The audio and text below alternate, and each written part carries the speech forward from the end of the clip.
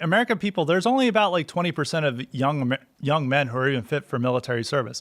Even with the amount of people who are most politically engaged, it's generally middle-aged people. I mean, young men are probably the least politically engaged demographic in this country. Now, some of them could be animated to fight, but you don't really see that conditions at the moment. And even at the elite level, you don't see people calling for that type of war. And even I know you don't like the American Civil War references, but even in the lead up to the American Civil War, you had many of these Southern leaders of the caliber of John C. Calhoun, Jefferson Davis. These were the titans of the South. They were the leadership cast, and they were saying, we are willing to fight and die for our rights, and we are willing to separate from them. You don't have those voices right now. And even with the Spanish Civil War, if you want to bring up to a more recent conflict, you already had social turbulence in that country where the left had overthrown the monarchical government just a few years before, and the military was still not loyal to the current government, and the military had the instincts and the wherewithal to actually revolt against the civil government.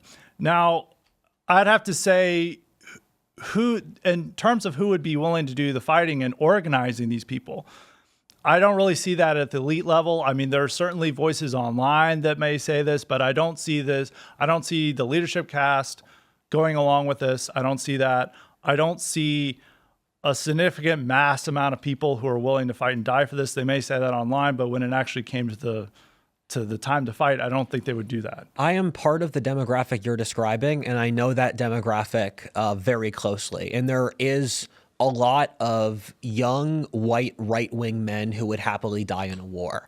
And the reason I say that is that we're at a point where that demographic is so screwed over by society that it's the best option. Where if you, and I've been involved in the incel revolution. I made a video on the incel revolution. You were involved. You're okay. We found the leader. In that video,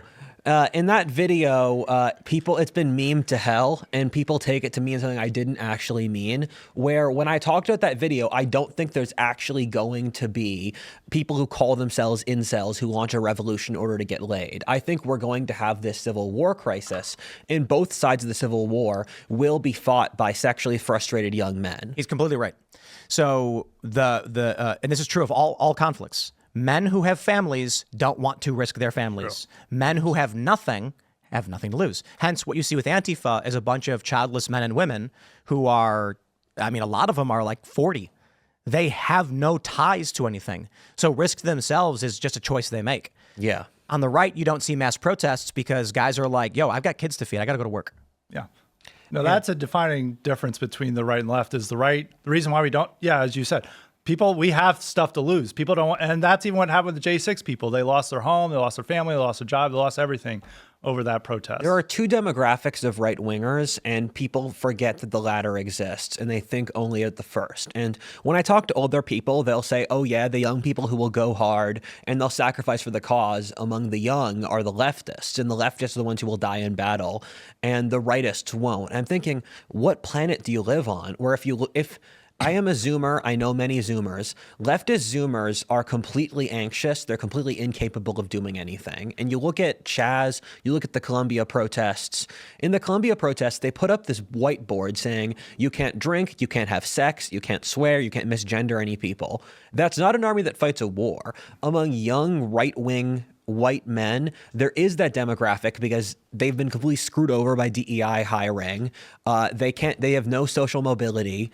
2/3 of men under 30 are single. 1/3 of men under 30 are virgins. So you have this huge demographic of basically young white men who are completely screwed over by society, and there's no feedback mechanism for them because society doesn't even acknowledge their issues. So for them, a revolution is the strategically accurate decision to end at because it's their group self-interest that cooperates, and they're completely left out of any other form of power equation, and that's always what starts wars.